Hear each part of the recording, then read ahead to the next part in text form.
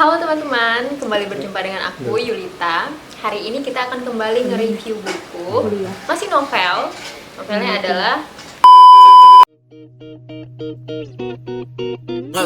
My young is heartless, so they ain't playing no games. We really want him dead, he got hit up close range. He fucked up in the head, he wanna see some more brains. novel ini karya Mahfud Ikhwan, judulnya Kambing dan Hujan. Ini cetakan yang 2018 ya. Cetakan pertamanya itu tahun 2005. Kayak gambar susu kambing gitu. Terus ada tulisannya Kambing dan Hujan. Novel ini menarik banget untuk dibaca, ya. Nggak tebel-tebel banget. Dia sekitar ada, bukan sekitar ya, ada 379 halaman. Mungkin kalau yang baru pertama kali baca ini kelihatan tebel, tapi jangan langsung berpikir kayak gitu, karena kalau udah baca isinya nggak akan kerasa kamu baca buku seperti ini. Oke, kita lanjut ya. Buku ini diterbitkan oleh Bentang Pustaka. Penulisnya adalah Mahfud Ikhwan, dan buku ini merupakan novel pemenang sayembara novel DKJ Dewan Kesenian Jakarta tahun 2014. Wow, pasti bagus. Biasanya kalau yang udah dapat pemenang sayembara novel DKJ itu pasti bagus, dan terbukti memang isinya bagus banget. Seperti biasa, sebelum bahas novelnya, kita akan bahas penulisnya terlebih dahulu. Mahfud Ikhwan. Siapa Mahfud Ikhwan? Mahfud Ikhwan itu salah seorang penulis di Indonesia. Dia menulis cerpen, kemudian dia menulis fiksi atau juga non fiksi. Dan salah satu tulisannya yang juga mendapatkan penghargaan adalah Daud. Daud itu bagus juga. Dia nggak setebel ini, dan ceritanya bagus banget. Dapat penghargaan juga. Mahfud Ikhwan ini lahir pada tahun 1980. Umurnya udah berapa ya? 40 tahun ya. Umurnya udah 40 tahun dan masih aktif menulis. Dan kayaknya nih ya, karena aku belum pernah ketemu langsung, orangnya juga humoris. Ada YouTube wawancara dia dengan Eka Kurniawan juga. Orangnya humoris kayaknya. Dan pintar ya. Orangnya pintar. Hal-hal yang banyak nggak diketahui tentang Mahfud Ikhwan, mungkin bagi yang belum mencari tahu, itu dia suka film India. Jadi dia sampai buat website dong tentang India. Dia penggemar berat film-film India, karena memang menurut aku juga film India itu bagus. Tapi mungkin banyak orang yang malu ya ketika, apa, lu suka film apa?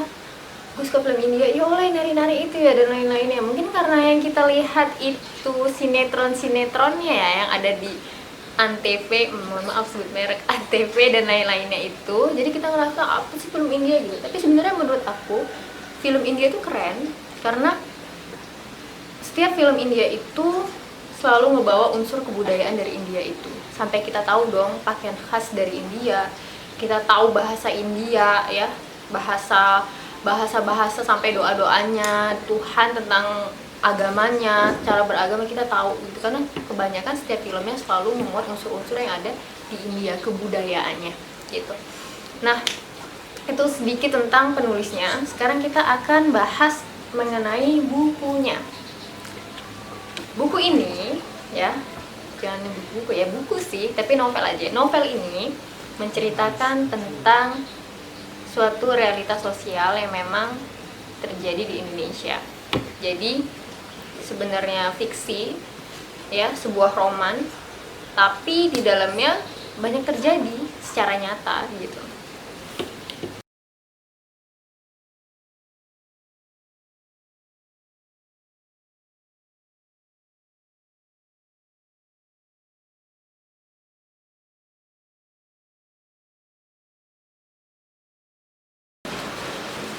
Novel Kambing dan Hujan ini mengisahkan tentang percintaan antara Nif dan juga Fauzia, atau biasa dipanggilnya Paul di sini ini Nurul Fauzia. Jadi mereka berdua itu punya latar belakang keagamaan yang berbeda. Jadi kalau yang Nif itu dari Islam pembaharuan atau Tajdid, pasti tahu dong, yaitu Muhammadiyah. Kalau Fauzia itu dari Islam tradisional atau pelestarian, yaitu dari Nahdlatul Ulama. Mungkin kalau kita sekarang nggak terlalu merasakan konflik antara keduanya ya, ideologi Islam ini, tapi kalau dulu mungkin kalian atau aku dulu itu merasakan konflik antara NU dan Muhammadiyah itu dulu kelihatan banget, secara terang-terangan banget.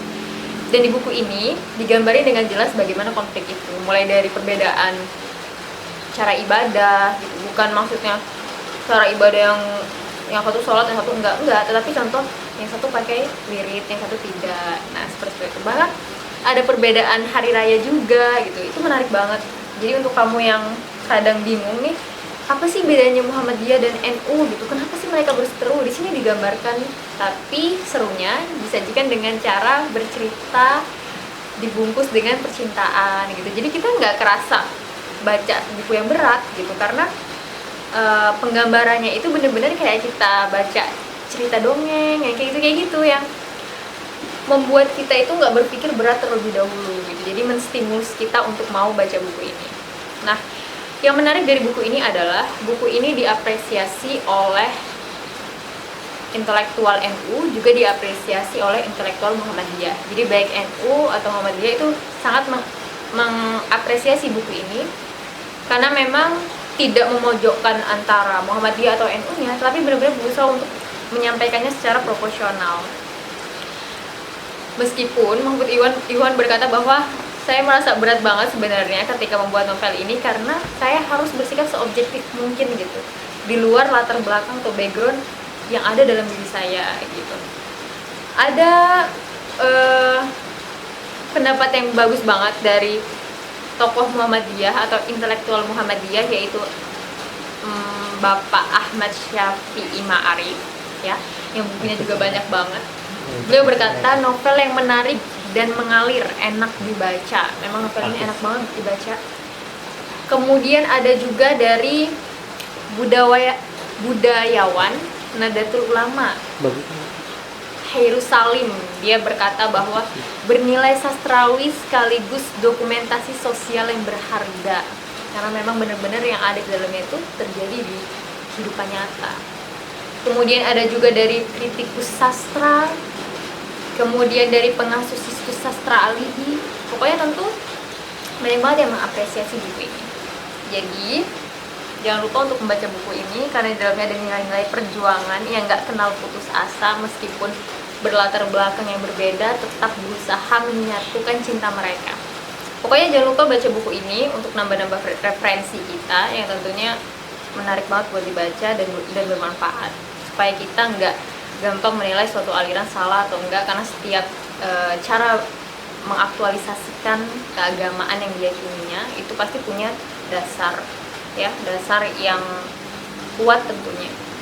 Aku rasa sampai di situ aja kita nge-review buku Mahfud Ikhwan yang ini. Kapan-kapan kita coba review yang Daud yang mendapatkan penghargaan juga, lebih tipis tapi maknanya lebih dalam. Kemudian nanti kita bakal coba kulik-kulik buku yang lainnya juga. Semoga bermanfaat untuk kita semua. Bye, sampai ketemu selanjutnya.